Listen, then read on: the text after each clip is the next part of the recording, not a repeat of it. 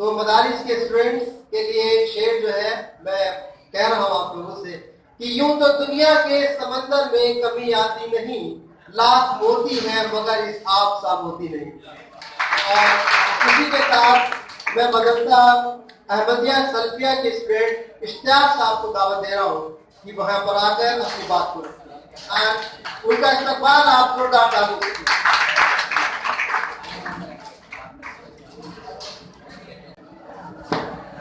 عبادتوں کی طرف میں یہ کام کیا کرتا ہوں،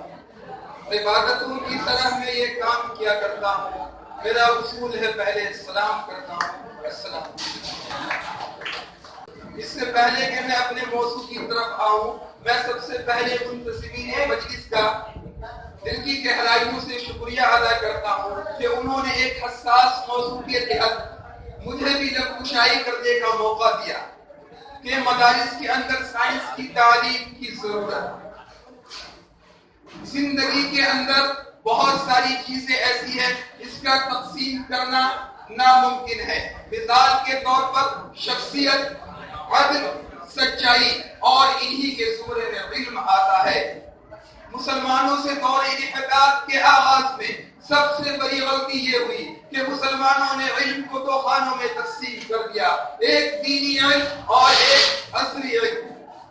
بلکہ میں یہ کہوں کہ مسلمانوں کے سوال کا سب سے بڑا سبب اگر کوئی ہے، مسلمانوں کی پسماندگی کی اگر سب سے بڑی وجہ کوئی ہے تو علم کو دو خانوں میں تقسیم کرنا ہے، اور اس بات کی تصدیق تاریخ کرے گی۔ تعلیمی میدان سے تعلق رکھنے والے ارباب فکر و نظر کے لیے ضروری ہے کہ باتوں کو مد نظر رکھتے ہوئے اور علمی تبدیلیوں کو مد نظر رکھتے ہوئے اس باتوں پر دھیان دیا جائے کہ مدارس کے نصاب کو تبدیل کیا جائے اور اس کے اندر سائنسی تعلیم کو ڈالا جائے، کیونکہ یہ بھی ایک حقیقت ہے کہ قرآن اور سائنس کے درمیان ایک قدر مشترک معقولیت ہے، بلکہ سائنس مشاہدہ اور حقیقت ہے، جبکہ قرآنی آیات جو اگرچہ ایک غیر مرئی لیکن محسوس طریقے سے دنیا میں آئی ہے اور وہ بھی انسان کو مشاہدہ اور تدبر اور تفکر کی دعوت دیتی ہے، اور قرآنی آیات بھی انسان کی عقل کو چیلنج کرتی ہے، بلکہ آج سائنسی معیار کے مطابق صرف اسلام ہی ایک ایسا مذہب ہے جس کے دعوے اور دلیل کے درمیان ایک حقیقی ربط ہے، اور آج سائنسی انکشافات اور ارضیات فلکیات کے متعلق سائنسی انکشافات جس نتیجے پر پہنچتے ہیں وہ اسلامی مسلمات کے عین مطابق ہے، اس میں کسی بھی طریقے کا اختلاف و انتشار نہیں ہے۔ پھر بھی مدارس کے اندر اس قیمتی علم سے ایک عرض دراز سے کیوں دور ہے؟ مدارس کے اندر اس علم کو ایک علم و فن کے داخل کیوں نہیں کیا جاتا ہے؟ اس کو ایک شجرہ ممنوعہ کیوں شمار کر دیا گیا ہے؟ مدارس کے اندر سائنسی تعلیم کیوں نہیں؟ آج مجھے ان تمام باتوں سے یہ دو چیزیں معلوم ہوتا ہے، یا تو سائنسی تعلیم کو نہ لانے کی دو وجہ ہو سکتی ہے، ایک یہ کہ اسلام کو محض روحانیت اور سائنس کو محض مادیت سے تعبیر کرنے کا نظریہ ہے، اور دوسرا ذہنی مرغوبیت جس سے نہ صرف ملت دینیات سے کما بہت مستفید ہو رہی ہے، بلکہ دنیا کے دیگر ترقی یافتہ عوام کی طرح اس کے اندر بھی دینی انقلابی شعور پیدا نہ ہو سکا، لیکن ہم زیادہ دیر اس حقیقت پر باقی رہنا اپنے مستقبل کو المناک بنانے کے مترادف ہوگا، اور زندگی کے ہر میدان میں کوئی بھی حالات حاضرہ پر نظر رکھنے والا اس بات سے انکار نہیں کر سکتا کہ زندگی کے ہر شعبے میں گوناگوں ترقیات کا صحرا سائنس ہی کے سر جاتا ہے، پھر مدارس کے اندر سائنس کی تعلیم کیوں نہیں؟ اور آج سائنس کے بغیر انسان کی زندگی ناگزیر ہے،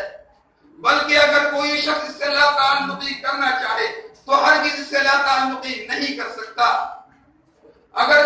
قوم اپنی آئندہ نسل کو اس سے محروم رکھتی ہے تو اس کا کھلا ہوا مطلب یہ ہے کہ وہ ترقی کے اس دور میں اپنی نسل کو پیچھے رکھنے کی ایک ایسی غلطی کا ارتکاب کر رہی ہے جس کی تلافی شاید مستقبل میں کبھی ممکن نہ ہو سکے. لیکن جب بھی مدارس کے اندر سائنسی تعلیم کو داخل کرنے کی بات آتی ہے تو طرح طرح کے اعتراض پیش کیے جاتے ہیں, طرح طرح کے اندیشوں کا ذکر کیا جاتا ہے, طرح طرح کے خدشات کا ذکر کیا جاتا ہے. اگر ان تمام خدشات کا جائزہ لیا جائے تو معلوم چلے گا کہ تمام خدشات باطل ہیں, بے بنیاد ہے, اس کی کوئی حقیقی دلیل نہیں ہے. آئیے آپ کے سامنے کچھ خدشات کا ذکر کرتا ہوں. سب سے پہلا خدشہ یہ ذکر کیا جاتا ہے کہ اگر سائنسی تعلیم کو مدارس کے اندر داخل کر دیا گیا تو اسلامیات کا عنصر مغلوب ہو جائے گا. یہ بالکل باطل خدشات ہے, کیونکہ ابتدائی اور ثانوی درجات میں سائنسی اسلامی اور سائنسی درجات میں علم کو, سائنس اسلامیات علم کو ایک معیاری حیثیت سے, ایک اساسی حیثیت سے رکھتے ہوئے اگر اسلامیات کو سائنس کو نافذ کیا جائے تو بالکل اسلامیات کا عنصر مغلوب نہیں ہوگا. اور دوسری بات یہ پیش کی جاتی ہے کہ اگر سائنس کو داخل کیا گیا تو اس سے طالب علم کے شخصیت پر ایک بار پڑ جائے گا اور طلب الکل کے چکر میں فوز الکل کا مصداق بن جائے گا. یہ بالکل باطل سوال ہے, کیونکہ مدارس سے اس بات کا بالکل مطالبہ نہیں کیا جا رہا کہ وہ اسلامیات کے ساتھ ساتھ سائنسی علوم کے بھی ماہرین پیدا کرے, بلکہ بات صرف اتنی کی جا رہی ہے کہ ان کو ضروری حد تک سائنسی علوم سے روشناس کرا دیا جائے تاکہ وہ اس کا فائدہ اپنی زندگی میں اٹھا سکے, اور اگر فراغت کے بعد انہیں دلچسپی ہو تو اس میں مزید تعلیم حاصل کر سکے. حیرت ہے تعلیم و ترقی میں ہے پیچھے, اس قوم کا آواز اقرائی سے ہوا.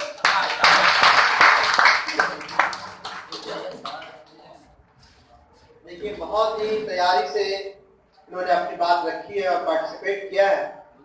تو سوال اس لیے بھی بنتا ہے کہ آپ کو کم سے کم انکریج کرنے کے لیے ان کی محنت جو انہوں نے کی ہے اس کو اور بڑھانے کے لیے اگر ذہن میں کوئی سوال ہے تو ضرور پوچھیے. اور میں نے کہا تھا پوچھیں گے تبھی جب آپ غور سے سنیں گے. اس کا مطلب ہے کہ آپ لوگ غور سے نہیں سن رہے ہیں.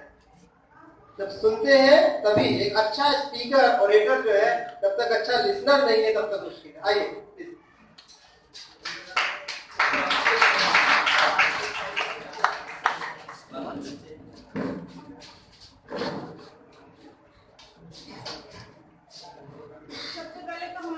سے معذرت چاہتے ہیں. ہم یہ کوشچن کرنا چاہ رہے ہیں کہ آپ مدرسے میں کس طرح کے سائنس کو ڈھونڈ رہے ہیں مدارس کے اندر, کیونکہ ہم جانتے ہیں قرآن میں کوئی ایسی چیز نہیں ہے جو موجود نہ ہو. کیا جابر ابن حیان ان کے مدرسے میں سائنس کا الگ کوئی سلیبس تھا, یا پھر جابر ابن حیان جو ہمارے سائنسداں تھے وہ کسی پرائیویٹ اسکول سے کیے ہو؟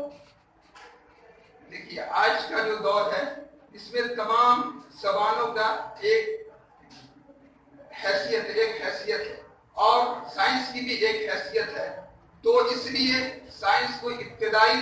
درجہ, یعنی یہ نہیں کہ اس کے لیے اسپیشل پورے ہمیشہ کورس کرایا جائے, بلکہ ایک معیار کے مطابق کچھ سالوں کے لیے ایک نصاب رکھا جائے تاکہ سائنسی معلومات بھی اچھے طریقے سے ہو. اس طریقے سے ہر چیز کا جب معیار اچھا ہوتا ہے تو اس کا انجام بھی اچھا ہی ہوا کرتا ہے.